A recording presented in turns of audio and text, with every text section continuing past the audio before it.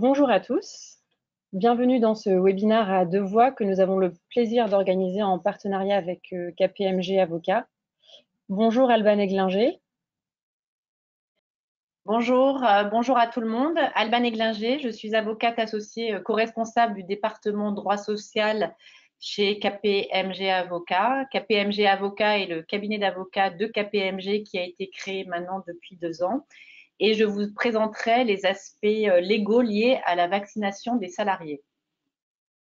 Merci beaucoup, merci d'être avec nous ce matin. Et bonjour aussi à Dr Philippe Guibert. Bonjour à tous, bienvenue dans ce webinaire. Ravi de le faire en tandem avec vous, Alban. L'idée, vous me connaissez, de présenter la situation d'un point de vue sanitaire et médical. Je suis directeur médical en charge des activités de conseil aux entreprises pour l'Europe. Merci beaucoup pour cette introduction. Alors avant de démarrer, je vais quand même m'adresser aux participants pour m'assurer qu'ils nous entendent correctement. Donc si vous pouvez le mentionner, s'il vous plaît, dans le chat pour nous indiquer que nous pouvons démarrer.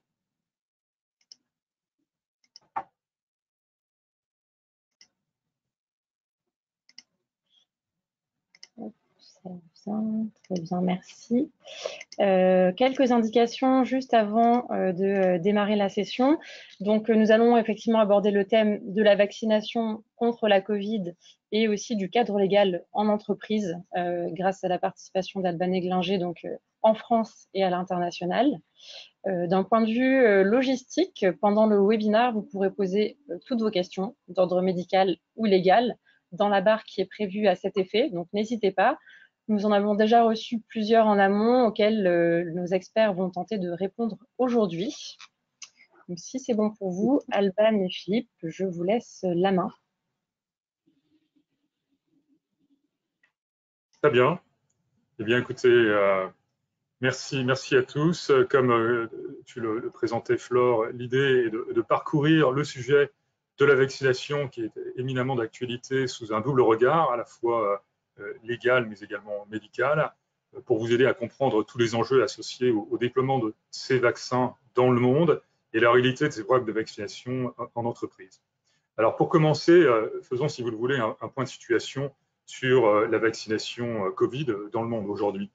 À travers cette carte, on le voit, ce programme de vaccination qui est totalement inédit dans l'histoire de l'humanité récente, à savoir vacciner la planète entière avec des vaccins développés au tout début de cette pandémie, eh bien, est en passe de s'accélérer. À ce jour, vous avez plus de 260 millions de doses de vaccins qui ont déjà été administrées dans plus d'une centaine de pays, et à part 6 vaccins qui sont approuvés aujourd'hui en ordre obligatoire ou approuvés en urgence par certains États.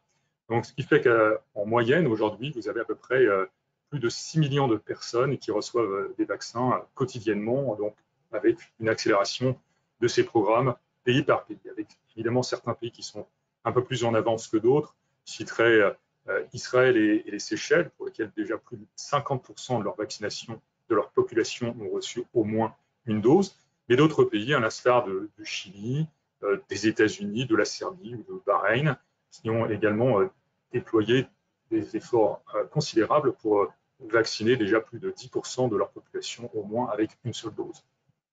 Ce qui est important de noter également, c'est, je dirais, ce grand trou que représentait l'Afrique jusqu'il y a quelques jours, qui, grâce au mécanisme de l'Organisation mondiale de la santé et de l'Alliance Gavi, leur permet d'avoir accès à 20% de doses de vaccinales pour leur personnel de santé. Ces premiers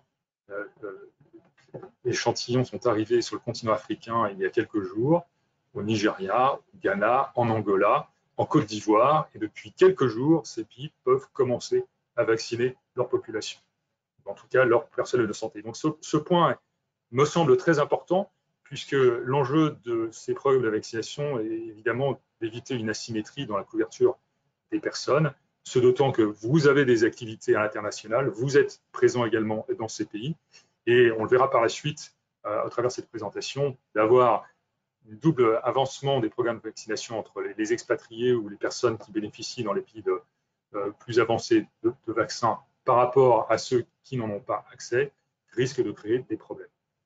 Alors, voyons deuxièmement que la vaccination, et c'est un énorme message d'optimisme, fonctionne. Donc, évidemment, les études l'avaient démontré, phase 2 et 3 de développement, mais aujourd'hui, on le voit bien à travers ces exemples qui viennent à la fois d'Israël en matière d'admission hospitalière, où à partir du moment où un certain groupe de personnes a été administré en termes de vaccins, eh bien, le nombre d'hospitalisations a diminué, et diminue de manière très significative. De même, comme on le voit au Royaume-Uni, où la population la plus âgée qui faisait partie, ou fait toujours partie, du groupe prioritaire de vaccins, voit sa mortalité diminuer très fortement. Également, même phénomène observé aux États-Unis, ceci dans les établissements où les personnes âgées résident, où de même, on le voit, un décalage, un décrochage fondamental des taux de mortalité par rapport aux personnes qui ne sont pas encore vaccinées. Donc, fondamentalement, nous avons des vaccins qui fonctionnent, dont l'objectif premier était de protéger les personnes contre la maladie et contre ses conséquences sévères. Nous en avons l'exemple à travers ces pays un peu plus avancés qui témoignent de l'efficacité de ces vaccins. Alors, voyons sur la diapositive suivante, l'autre intérêt majeur de la vaccination qui nous permettra de sortir de cette pandémie le plus rapidement possible, eh bien, c'est l'autre effet des vaccins, à savoir le fait qu'ils limitent la transmission. En d'autres mots, le fait qu'une personne qui soit vaccinée non seulement évite les conséquences sévères de la maladie, mais d'une certaine mesure participe à diminuer la circulation et la transmission du virus autour d'elle. Donc, c'est ce qu'on appelle la protection altruiste de la vaccination. Et ces premiers chiffres liés à cette limitation de la transmission commencent à être publiés, on le voit, évidemment dans les premières catégories de population vaccinée, donc d'abord les professionnels de santé, on le voit, Israël, États-Unis ou Royaume-Uni, avec des taux de limitation, de réduction de la transmission qui sont extrêmement significatifs, qui sont presque parallèles aux taux de protection contre la maladie, qui sont de l'ordre de 90-95%, eh bien on le voit, le bénéfice de la vaccination s'observe également auprès d'autres personnes qui ne sont pas encore vaccinées et qui bénéficient de manière indirecte de la protection de celles qui le sont. Donc, ces chiffres n'étaient pas disponibles jusqu'à il y a quelques jours. Donc, évidemment, des publications vont sortir pour avoir plus de quantification, mais d'ores et déjà, à travers ces premières estimations, eh bien, on a la photographie complète du bénéfice que l'on a dès maintenant et que l'on obtiendra de la vaccination, à savoir la protection des personnes contre la maladie et la protection contre la circulation du virus dans la communauté.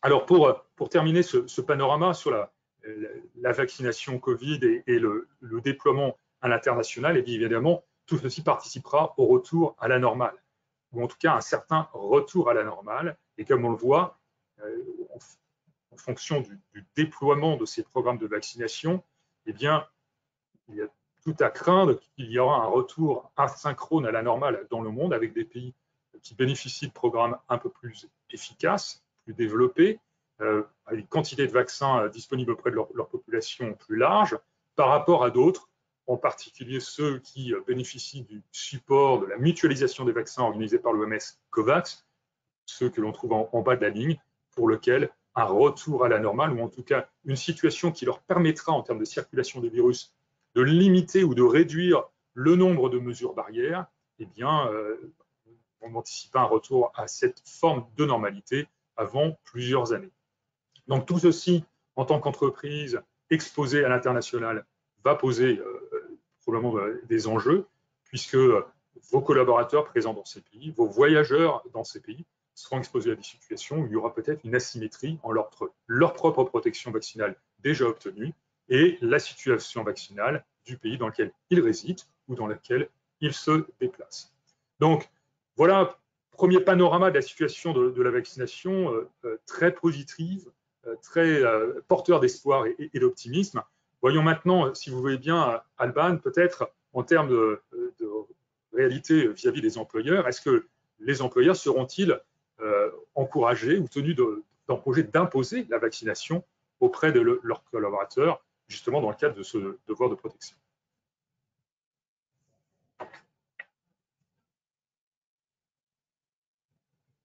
Ah, vous êtes en mute, Alban. Oui, Philippe, avant de répondre à cette question, l'employeur doit tout d'abord connaître le cadre légal des vaccinations obligatoires ou recommandées qui peuvent être soumises à ses salariés dans le cadre de son obligation d'évaluation des risques professionnels. Alors, tout d'abord, l'article L 3111-4 du Code de la santé publique prévoit les vaccinations qui sont rendues obligatoires de par les textes. Ces vaccinations obligatoires sont limitatives et sont fixées par arrêté et par circulaire et sont spécifiques lorsque l'activité relève de secteurs spécifiques, comme par exemple les établissements de soins, les EHPAD, les laboratoires de biologie médicale et uniquement contre certaines maladies qui sont limitativement énumérées. Donc, la vaccination contre la Covid-19 ne fait pas partie de la liste des vaccins rendus obligatoires à date. Dans ce cadre-là, elle ne peut être imposée. En revanche, nous allons voir que certaines vaccinations peuvent être recommandées, conformément aux dispositions également du Code du travail. L'article R 4426-6 du Code du travail prévoit que l'employeur recommande, s'il y a lieu, sur proposition du médecin du travail, aux travailleurs non immunisés contre les agents biologiques pathogènes auxquels ils sont ou peuvent être exposés, de réaliser à sa charge les vaccinations appropriées. Donc, le Covid-19 étant un agent pathogène de niveau 2, il entre dans le champ d'application de cet article. Ainsi, la vaccination peut être recommandée, mais non imposée. Pour imposer la vaccination, en fait, en France, la seule possibilité de l'imposer est par le biais du recours au législateur qui a la possibilité de rendre la vaccination obligatoire. La vaccination est contestée souvent car vue par certains comme une limitation des libertés individuelles. Le législateur peut-il et va-t-il le rendre obligatoire? À ce jour, ce n'est pas le cas. En revanche, on peut réfléchir par analogie avec ce qui s'était passé en 2015 lorsque le Conseil constitutionnel avait imposé une vaccination obligatoire pour les enfants et avait considéré à cet égard que le caractère obligatoire n'était pas contraire à la Constitution et que l'objectif était conforme à l'exigence constitutionnelle de protection de la santé telle qu'elle est garantie par le préambule de la Constitution de 1946. Ainsi, le Parlement pouvait définir une politique de vaccination pour protéger la santé individuelle et collective. Donc, le Conseil constitutionnel a, par cette décision, prévu que le législateur pourrait imposer la vaccination si la santé publique était indispensable. Aujourd'hui, ce n'est pas le cas, donc à suivre, hein, parce que comme on le voit, cette matière est extrêmement évolutive et depuis un an, de toute façon, le législateur a dû intervenir régulièrement et au fil des découvertes médicales. Donc, à suivre sur ce point. Comme nous l'avons vu, donc, le coronavirus ne fait pas partie des agents biologiques infectieux visés par l'obligation vaccinale. Donc, la vaccination ne peut pas être imposée et est donc soumise au principe de volontariat. On ne pourra pas donc reprocher à un employeur de ne pas avoir mis en place de campagne de vaccination. En revanche, la vaccination est encouragée. Elisabeth Borne l'a bien dit, les entreprises pourront, le moment venu, jouer un rôle dans la stratégie de vaccination contre le coronavirus, à condition que soit respecté le principe de volontariat et le secret médical. Et donc, des précisions par le gouvernement sont à venir. Et d'après ce qu'on comprend, c'est au printemps uniquement que les entreprises pourront proposer à leurs salariés d'être vaccinés. La ministre du Travail a également indiqué que les salariés pourraient être invités à informer leur employeur de la réalisation de la vaccination sans que cela soit une obligation. À ce jour, donc, pas de texte relatif à la vaccination. En revanche, la seule indication pour l'instant qui existe est le protocole pour la vaccination par les médecins du travail au moyen du vaccin AstraZeneca qui date du 16 février 2021 et qui nous donne certaines indications. Ce protocole, attention, ce protocole n'a qu'une valeur indicative, il n'a pas valeur contraignante en matière de droit. Et selon ce protocole, donc, les premières indications qu'il donne, c'est que la vaccination est recommandée. Elle nécessite le consentement éclairé du travailleur volontaire pour se faire vacciner. Aucune décision d'inaptitude ne peut être tirée du seul fait du refus du salarié de se faire vacciner. Et le médecin du travail doit s'assurer, en lien avec la direction du service ou de l'entreprise, qu'il disposera au sein de son service de santé au travail des moyens matériels et humains adaptés à l'exercice de la vaccination.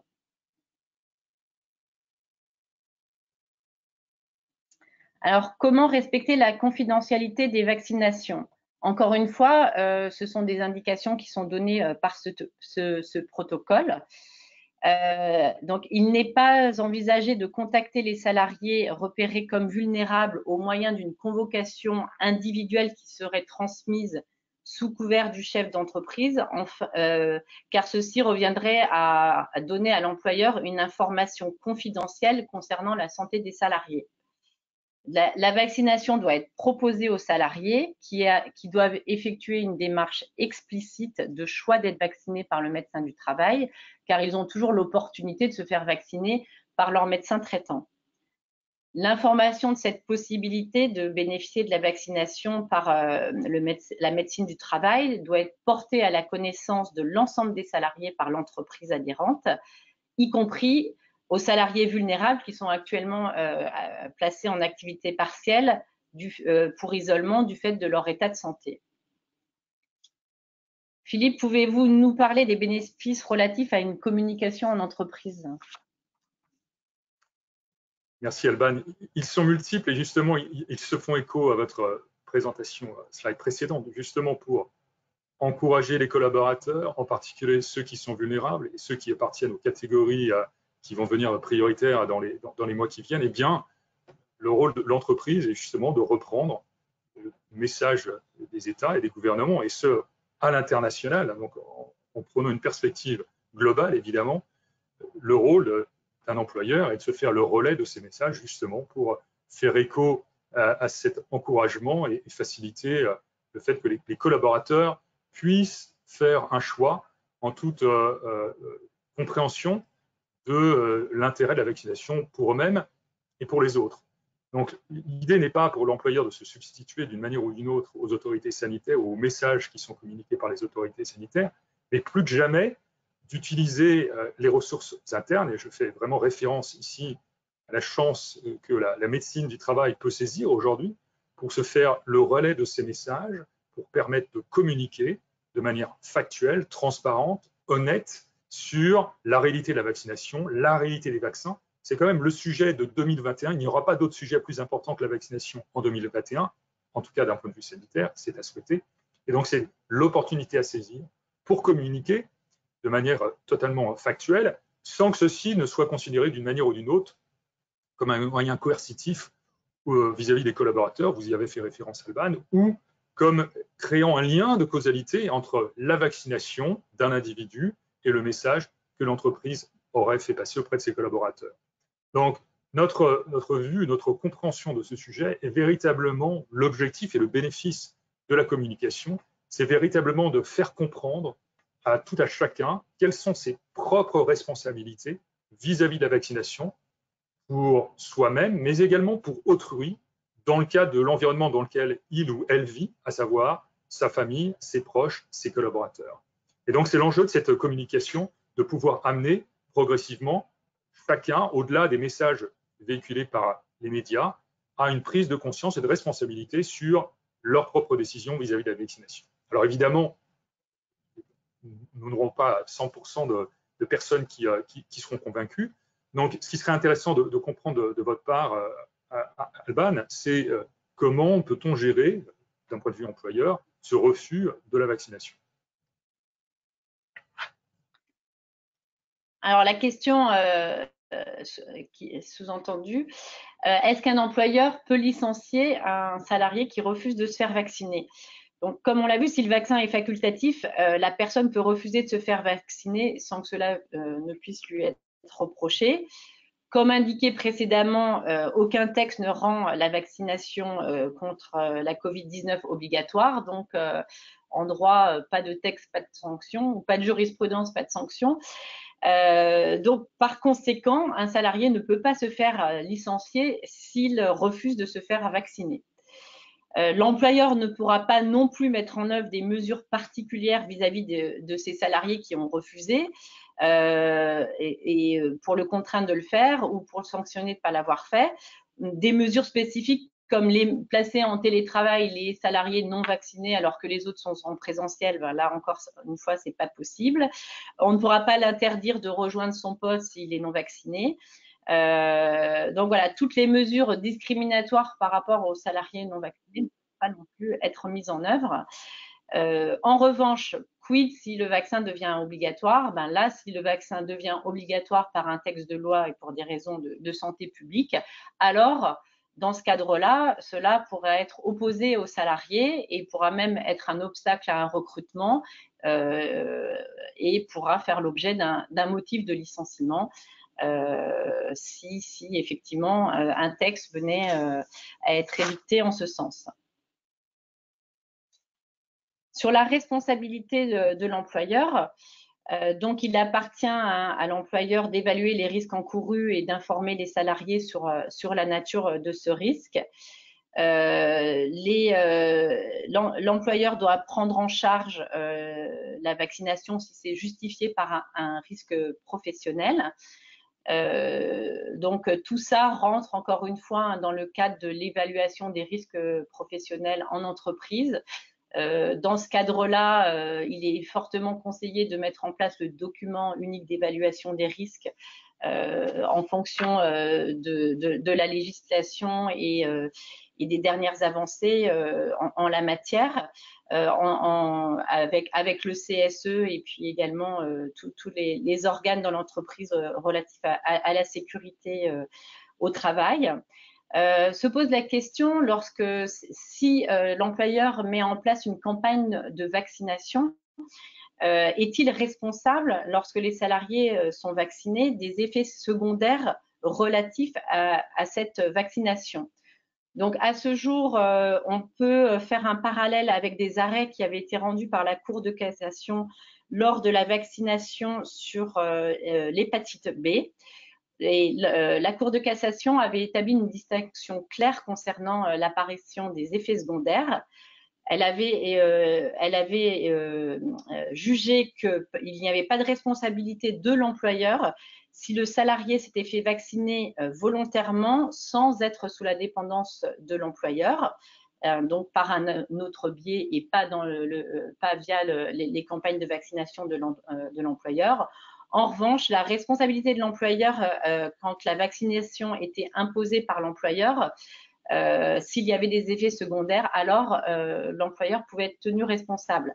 Donc, dans ce cadre-là, pour l'hépatite B, la vaccination avait été imposée par des textes, donc l'employeur était responsable. Là, on n'est pas encore dans un contexte où la vaccination contre le coronavirus est imposée. En revanche, même si elle n'est pas imposée, qu'elle est recommandée et que c'est dans le cadre d'une campagne effectuée par l'entreprise, on peut quand même considérer, puisque la Cour de cassation parle de dépendance de l'employeur, que dans ce cadre-là, la responsabilité de l'employeur pourrait, entre guillemets, être engagée à voir avec les avancées en cas d'apparition d'effets secondaires, parce que en fait c'est toujours la problématique du lien de subordination. Le salarié s'est fait vacciner dans le cadre de l'entreprise et donc dans ce cadre-là, on ne peut pas exclure que la responsabilité de l'employeur soit prise en compte en cas d'effet secondaire.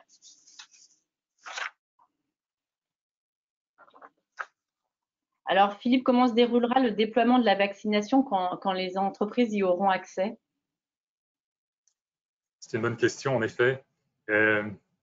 Premièrement, peut-être comprendre, et ce qui est évident pour les collègues de la médecine du travail, que la vaccination est d'abord un acte médical. C'est un acte médical qui est effectué sous la responsabilité d'un médecin, qui peut être délégué à d'autres professionnels de santé, en particulier des infirmiers. Donc, c'est déjà le cas aujourd'hui en entreprise où la vaccination est organisée par des infirmiers du travail, et tant mieux. C'est à peu près la même situation dans le monde. Donc, il n'y aura pas de distinguo entre qui peut vacciner ou qui, au dehors du corps médical, peut vacciner. Donc, comprendre que cette vaccination étant un acte médical, en corollaire, eh bien, la confidentialité de l'information et la confidentialité de l'acte médical, de l'acte vaccinal, doit être assurée de bout en bout. On le voit aujourd'hui avec la vaccination des personnes de plus de 50 ans ayant des comorbidités en entreprise par la médecine du travail. Eh bien, les textes demandent à ce que cette vaccination soit organisée hors du lieu de travail, dans un local indépendant, pour justement éviter quelconque discrimination ou identification des quelques personnes qui pourraient en bénéficier. Donc comprendre que c'est à la fois l'indépendance du choix par le collaborateur vis-à-vis de la vaccination, vous y faisiez référence, Alban, est éminemment importante et elle est valable partout dans le monde, mais également la confidentialité non seulement de l'information, mais la confidentialité de l'organisation de la campagne de vaccination, en tout cas dans ces prochaines étapes où seules des personnes ayant des problèmes de santé ont accès à la vaccination. Lorsque la vaccination deviendra accessible à tout à chacun sans justifier d'une existence de comorbidité ou de pathologie associée, eh bien dans ce cas-là, la confidentialité de l'acte deviendra moins importante, perdurera la confidentialité de l'information. Pourquoi? Parce que, vous comprenez, à acte médical correspond le recueil d'une information qui, en particulier dans le cas de la vaccination contre la Covid, est lié au recueil de l'information liée à la pharmacovigilance, c'est-à-dire le recueil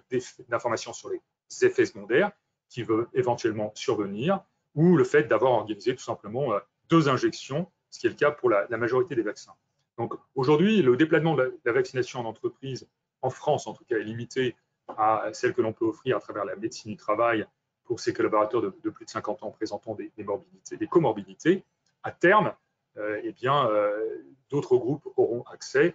Et là, si tel est le souhait de l'entreprise, l'organisation de ces campagnes de vaccination, et on peut s'inspirer de ce qui est mis en place habituellement pour les campagnes de vaccination contre la grippe saisonnière, en termes de ressources, en termes d'organisation, peut être considérée. La différence près que, évidemment, aujourd'hui, on a des enjeux d'accès aux vaccins. Les vaccins sont encore des denrées médicales rares pour lesquelles on souhaite optimiser l'utilisation aux personnes qui en ont le plus besoin. À terme, il y a fort à parier que dans les mois qui viennent, à travers les plus de 90 vaccins qui sont en cours de développement dans le monde, les quantités de vaccins disponibles permettront justement d'organiser une campagne de vaccination plus large, mais également se posera la question de la temporalité, à savoir de 2 vaccinations, 2 injections pour la majorité des vaccins actuellement disponibles, qui rend l'organisation de cette vaccination un peu plus complexe.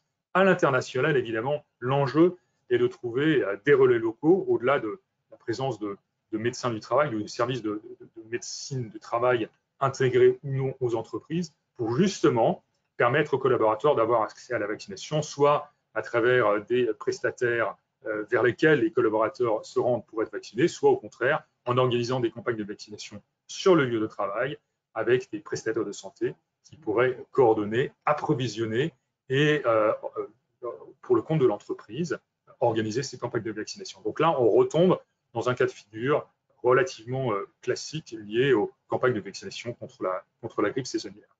Alors, le point que je mentionnais tout à l'heure, la confidentialité, est important parce qu'il concerne également le recueil de données personnelles associées à cet acte médical. Donc, ce qui serait intéressant de savoir de votre part, Alban, c'est qu'en est-il justement de la confidentialité de ces données médicales? Alors, comme vous l'avez rappelé, Philippe, premièrement, sur la confidentialité des données, le professionnel de santé est soumis au respect du secret médical, comme tout médecin. Sur la confidentialité, la CNIL a eu à se prononcer depuis le début de la crise sanitaire sur les possibilités de collecter des données concernant les employés, afin de déterminer si des personnes présentant un symptôme ou des données relatives à des déplacements et événements peuvent relever de la sphère privée.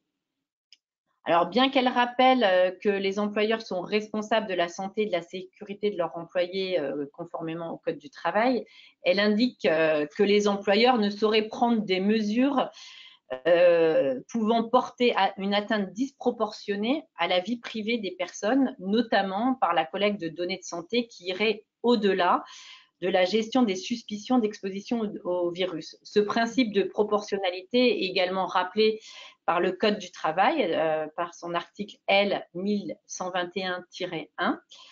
En raison du caractère sensible qu'elle revêt, les données relatives à l'état de santé d'une personne font donc l'objet d'une protection juridique toute particulière. Elles sont en principe interdites de traitement. Pour pouvoir être traitées néanmoins, leur utilisation doit s'inscrire dans l'une des exceptions prévues par le RGPD, qui garantit l'équilibre entre la volonté d'assurer la sécurité des personnes et le respect de leurs droits et libertés fondamentales. Donc, cette sensibilité des données justifie qu'elles soient traitées dans des conditions très fortes de sécurité et de confidentialité et uniquement par des personnes habilitées à le faire. La CNIL invite à cet égard les employeurs à consulter régulièrement les informations qui sont sur son site. Son site, comme je le disais au préalable, est évolutif en fonction des contraintes liées à cette pandémie, mais également le ministère du Travail qui, sur son site, donne des indications pour connaître les obligations en période de crise. Les employeurs sont en effet, conformément au RGPD, ils ont le droit de traiter des données personnelles quand elles sont strictement nécessaires au respect de leurs obligations légales. Donc, voilà, l'employeur doit jongler avec toutes ces obligations, la santé et la sécurité des salariés, mais également le traitement des données personnelles qui peut être fait dans certains cas bien définis par la CNIL et par les exceptions au RGPD. La matière étant évolutive, donc je vous conseille de regarder régulièrement le site de la CNIL et du ministère du Travail en la matière pour les jours à venir. Donc, l'autre problématique liée également à ces confidentialités des données personnelles est les passeports sanitaires. Est-ce qu'ils peuvent constituer une réponse à cet objectif de confidentialité des données, Philippe? Je ne sais pas s'ils apporteront une réponse, mais en tout état de cause, la confidentialité de l'information, en particulier des informations médicales, sont un paramètre intégré dans le développement de ces passeports sanitaires. Où en est-on aujourd'hui en termes de développement? Eh bien, c'est un sujet qui a été abordé par de multiples organisations dans le monde. Nous en faisons partie à travers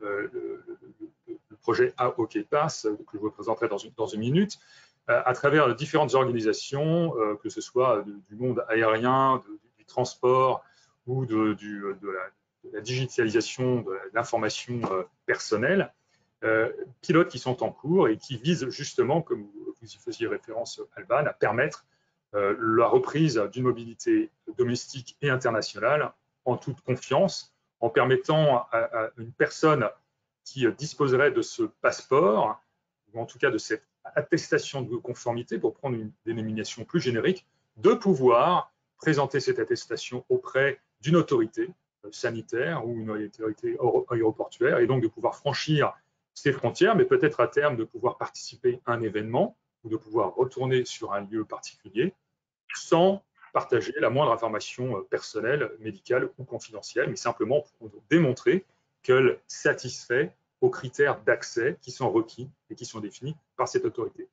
Donc, de nombreux projets sont encore actuellement. Évidemment, se posent beaucoup de questions sur le risque lié évidemment à cette iniquité possible entre les personnes qui détiendraient ces passeports ou qui auraient accès à ces passeports parce qu'ils ou elles auraient été vaccinés et ceux qui n'y auraient pas encore accès. Donc, tout l'enjeu de la discussion, au-delà de l'aspect technologique qui va très vite et qui, comme toujours, va plus vite que l'aspect législatif, eh bien, est également lié à la possibilité, ou en tout cas de considérer tous les enjeux liés à cette décision personnelle d'utiliser un passeport et qui ne doit pas être pénalisant pour les personnes qui n'auront pas accès au vaccin immédiatement, qui n'auront pas accès à ces passeports sanitaires et donc qui ne pourront pas voyager de la même manière que ceux qui en disposeront.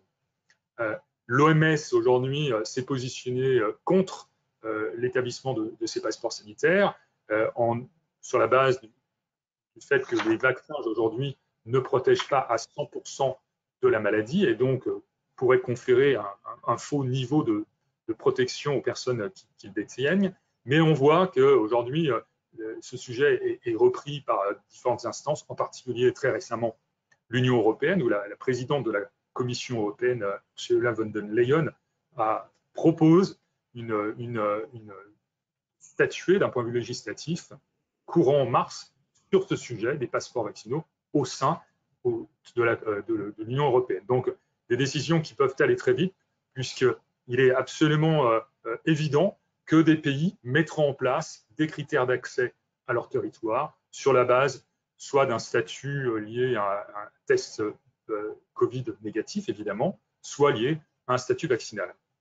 Alors, c'est un sujet que nous connaissons bien chez International SOS à travers le développement de cette plateforme AOK Pass, donc qui permet aujourd'hui, personnes qui détiennent cette application, eh bien, d'intégrer l'ensemble de la chaîne de validité depuis la réservation, le laboratoire accrédité, validé dans lequel le test PCR aujourd'hui peut être fait, le chargement de cette information sur une application et de pouvoir présenter une attestation validée sans divulguer quelconque information personnelle ou médicale auprès d'un vérificateur, que ce soit à l'embarquement, à l'enregistrement ou à l'arrivée sur un territoire. Et donc ceci se fait évidemment avec des partenaires à la fois compagnies aériennes et aéroportuaires. Comme vous le voyez sur cette carte du monde, les quelques points rouges témoignent du déploiement de ces pilotes qui ont commencé depuis le mois de septembre, qui sont extrêmement prometteurs et donc qui permettent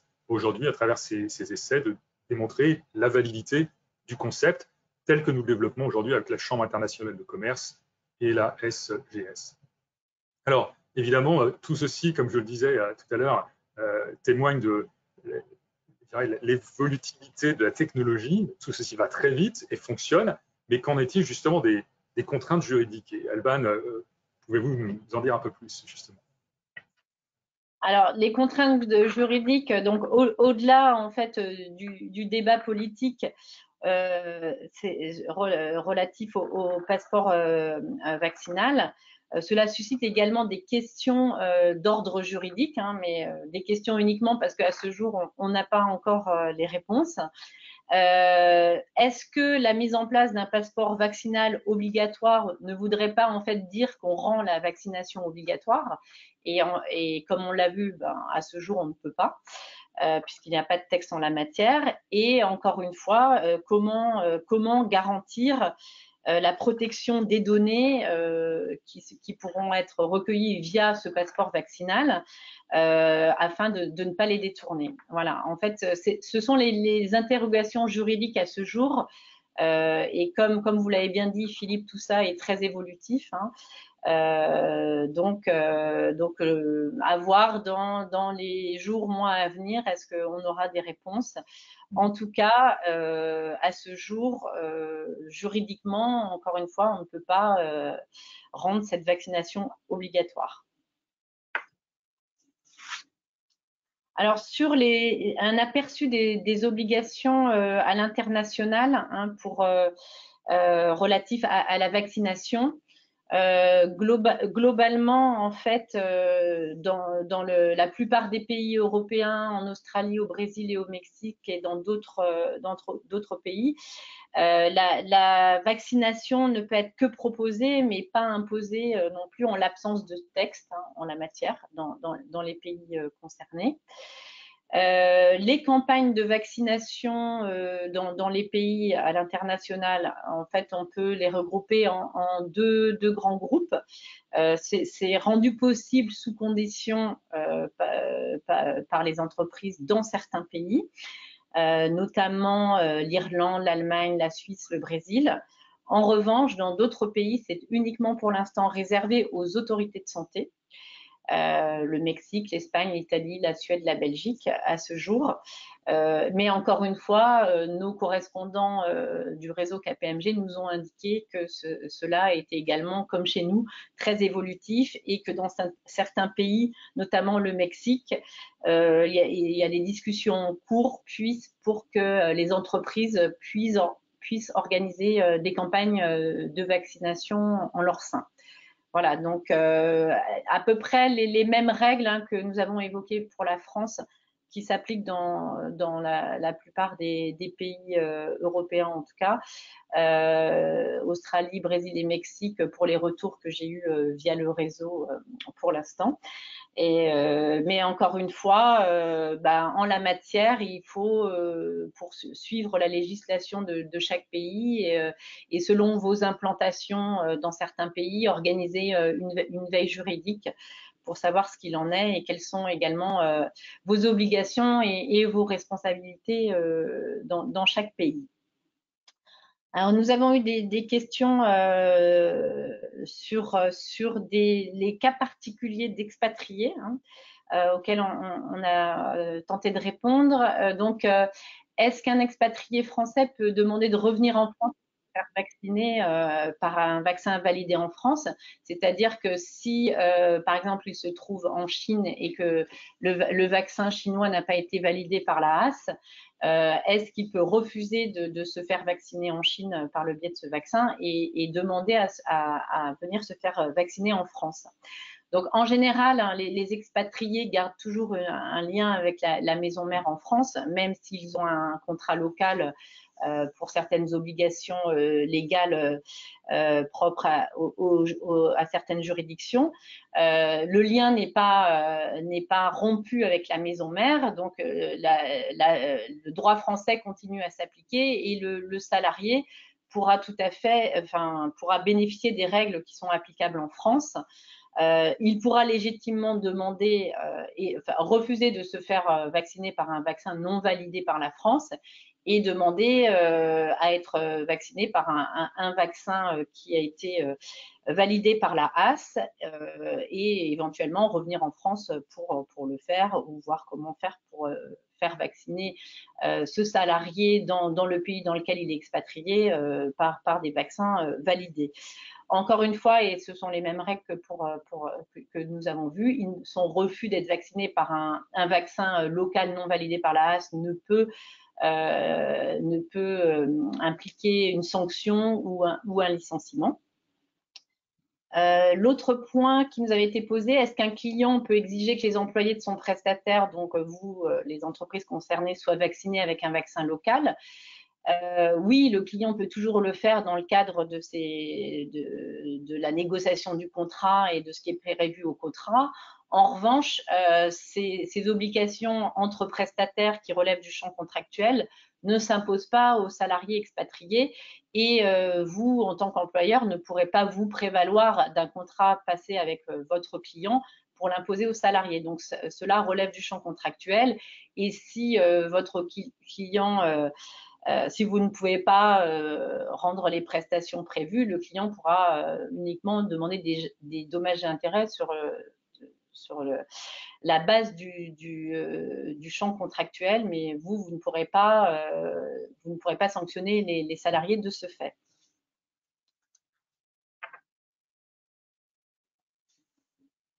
Voilà, nous avons tenté de répondre aux premières questions qui avaient été posées en amont. Sur KPMG, donc KPMG Law a un réseau à l'international, donc soit avec des bureaux en propre dans les pays où il est possible de le faire, soit avec des cabinets partenaires. Donc nous avons mis la carte mentionnant les pays dans lesquels nous sommes présents où nous avons des partenaires. Donc vous voyez, globalement, nous couvrons le monde entier. Et si vous avez des questions spécifiques sur des pays concernés. Philippe, de votre côté, pouvez-vous accompagner les personnes qui nous écoutent dans le déploiement de stratégies de vaccination? Et très certainement, en effet, je dirais, il y a 3 aspects sur lesquels nous apportons notre expertise. Premièrement, sur les conseils stratégiques, sur la définition d'une vision liée à la vaccination au Covid pour le compte d'une entreprise, la stratégie, les enjeux et le déploiement également. Le suivi pays par pays, hein, l'idée, comme vous l'avez compris, c'est de comprendre quand l'opportunité sera donnée aux employeurs de pouvoir donner accès au vaccin à leurs collaborateurs, sous quelles conditions, et dans ce cas-là, comment nous, International SOS, présents dans ces pays, pouvons participer à déployer ou à organiser ou à coordonner ces campagnes de vaccination. Vous le savez, certains d'entre vous ont déjà participé à ces nombreux webinaires que nous organisons pour vos collaborateurs. L'idée, évidemment, c'est d'avoir un médecin présentant l'état des lieux de la vaccination, de la pandémie, mais également de répondre à toutes vos questions. L'autre aspect lié à notre conseil, c'est l'information et les conseils. Donc, vous le savez, aujourd'hui, vous y avez accès à travers nos centres d'assistance 24 heures sur 24 sur tous les thèmes de la santé et sécurité liés à la pandémie, mais également accès au site consacré à la pandémie qui permet de vous donner des informations depuis quasiment 1 an maintenant sur le vaccin, l'importance, l'organisation, le déploiement pays par pays. Puis également, de vous aider dans la réalisation des tests liés aux tests de dépistage Covid. Et finalement, pour passer à la slide suivante, eh bien, ce sera le jour J, lorsque cela sera possible dans certains pays, eh bien, de coordonner avec vous ces programmes de vaccination pour faciliter l'accès à vos collaborateurs aux vaccins disponibles sur place et de faire en sorte que cette couverture des collaborateurs dans ces pays soit organisée le plus rapidement possible. Voilà, écoutez, je crois que nous arrivons à la fin de notre session. Alban, un grand merci pour votre présentation. Je pense que c'était très clair. On peut maintenant peut-être, Flore, passer aux questions. On a encore quelques minutes devant nous, donc j'imagine que tu en as déjà reçu quelques-unes. Oui, tout à fait. Merci Alban, merci Philippe pour. Vous avez déjà répondu à pas mal de questions, à vrai dire, qu'on a reçues en même temps, donc avant que vous partagiez l'information. Effectivement, si j'en reprends quelques-unes, ce qui revient pas mal parmi les participants, c'est aussi le fait d'être une entreprise internationale, donc basée dans de nombreux pays. Finalement, pour ces entreprises, comment gérer, en quelques mots, si on avait quelques conseils à leur fournir, l'obligation ou non d'un potentiel vaccin à l'échelle de chaque pays, comment gérer aussi la confidentialité des données et avoir quand même une visibilité sur le fait que tel ou tel salarié soit vacciné. C'est quelque chose qui a l'air assez complexe. Donc, est-ce qu'on pourrait donner peut-être quelques recommandations sur ce sujet? Je peux peut-être commencer, Alban, sur la partie confidentialité des données. Je pense que la règle s'impose dans tous les pays. Donc, encore une fois, l'accès à cette information auprès d'un employeur n'est pas possible, quel qu'il soit.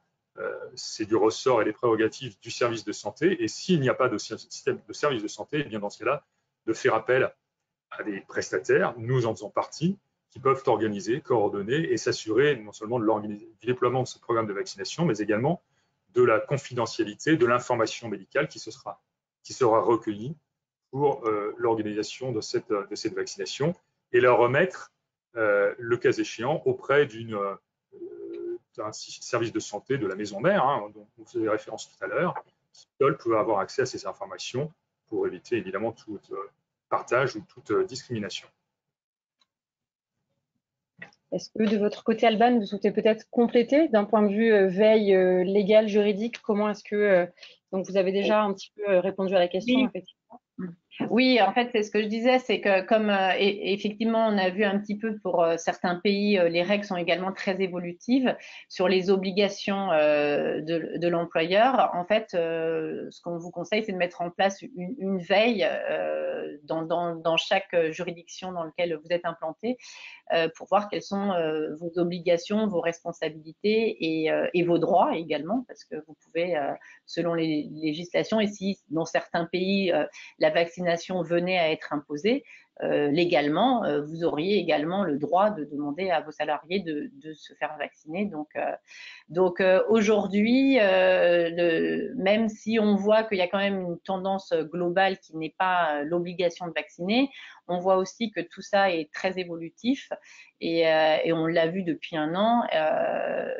Donc vraiment faire une veille juridique sur les législations en cours et leurs évolutions dans tous les pays dans lesquels vous êtes implantés. Et si je reste avec vous, Alban, je pense que c'est plutôt partie légale. On a également des questions sur le cas des ONG qui emploient des collaborateurs donc sous le statut de bénévolat. Dans ce cas-là, quelles règles s'appliquent finalement concernant la vaccination? Est-ce qu'on est sur le même modèle que de l'expatrié? Comment est-ce qu'on peut gérer ces profils? Le bénévolat, en fait, c'est alors. Il faut d'abord voir si les personnes sont salariées ou pas dans les ONG, si elles sont bénévoles. Parce que c'est très encadré par le droit du travail, le bénévolat. Donc souvent, il y a quand même un lien de subordination avec l'employeur. Donc dans ce cadre-là, ce sont les mêmes règles qui s'appliquent que pour les salariés.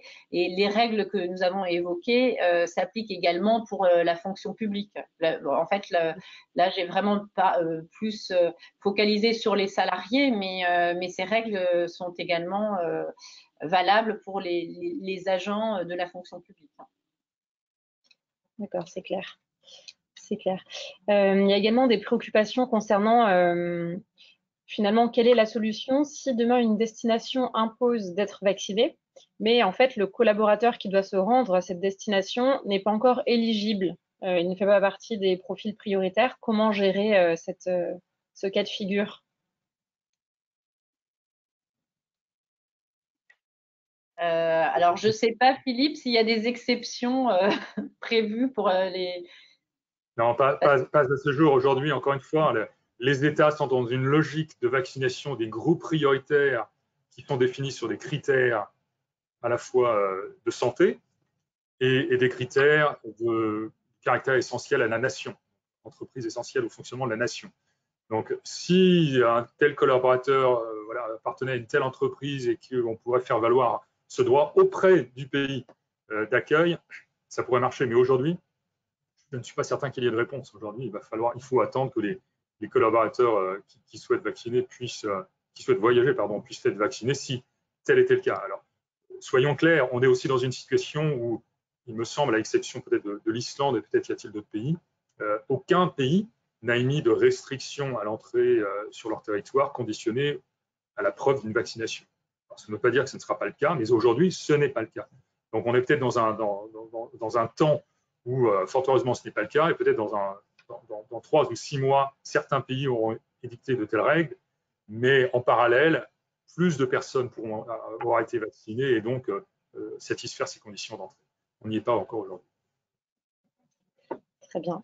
Je prends une dernière question, aspect légal, et ensuite on a aussi quelques questions sur la partie passeport sanitaire, mais c'est plus pour l'instant concernant le médecin du travail. On a des questions aussi sur le cas de figure où le médecin du travail prendrait directement contact avec des salariés qu'il sait à risque pour leur proposer la vaccination. Dans ce cas-là, quel risque peut encourir l'entreprise? Donc, on est vraiment dans de l'hypothétique, mais si ce fait de ne pas contacter les personnes vulnérables n'est pas respecté, est-ce que l'entreprise peut être mise en porte-à-faux? Ah, donc est-ce que ça serait obligatoire pour la médecine du travail de contacter les personnes à risque? C'est ça la question? Alors oui. Alors la question, oui, c'est de savoir quel risque… Est-ce que l'employeur serait responsable? Non, il n'y a pas d'obligation de la médecine du travail de contacter Philippe, dites-moi si je me trompe, Absolument. Mais il n'y a pas d'obligation de la médecine du travail de contacter les personnes qu'ils savent à risque. Et dans ce cadre-là, non, la responsabilité de l'employeur ne peut pas être encourue si le médecin du travail ne les contacte pas. C'est ce qu'on disait, l'employeur parfois est même pas informé, peut ne pas être informé, puisqu'il y a vraiment tout ce qui est relatif à la santé des salariés est très confidentiel et n'est pas non plus informé du fait que le patient peut avoir une pathologie spécifique qui ferait qu'il devrait être vacciné en priorité. Donc, dans ce cadre-là, non, il n'y a pas de responsabilité de l'employeur. Très bien. Je prends une dernière question peut-être sur les passeports. Donc, comme tu l'expliquais, Philippe, la présidente de la Commission européenne s'est exprimée sur la présentation d'un concept de passeport vert. Donc, ce qu'on a compris, c'est qu'elle va s'exprimer sur le sujet en mars. Est-ce qu'on peut considérer donc que ce passeport Covid pourrait devenir obligatoire? A-t-on des informations sur ce sujet? Et également, est-ce que AOK Pass pourrait être une option envisagée? A-t-on des informations sur ces éléments? Alors, pour la première partie de la question, est-ce que le passeport pourrait devenir obligatoire? Je pense qu'il y a très peu de chances que ce soit le cas aujourd'hui, parce que ce serait induire une discrimination évidente sur les plus de millions de personnes qui sont vaccinées par rapport à ceux qui ne le sont pas encore. Donc, voilà, je vous donne mon opinion. Je ne pense pas que ça pourrait devenir obligatoire. C'est simplement un moyen qui, comme j'y faisais référence tout à l'heure, sera probablement sur la base d'une décision personnelle et individuelle d'avoir accès à ces passeports et de pouvoir en bénéficier pour faciliter l'accès dans un territoire, mais sans que cela n'empêche d'autres personnes qui n'ont pas encore accès à ce passeport de pouvoir accéder à ces territoires, peut-être dans des règles un peu plus complexes ou longues d'entrée ou de satisfaire des conditions d'attribution sur le territoire, mais sans pouvoir les pénaliser. Alors ensuite, de dire si AOK Pass peut être un des candidats, c'est encore très tôt pour le dire, pourquoi pas, hein, il faut en discuter, mais d'un point de vue technologique, en effet, les outils sont là pour le permettre potentiellement. Très bien. Écoutez, je pense qu'on a fait le tour des principales questions. Merci à tous les deux pour toutes ces informations. Je ne sais pas si vous souhaitez finir sur un point en particulier, un mot pour nos participants avant de clore la session.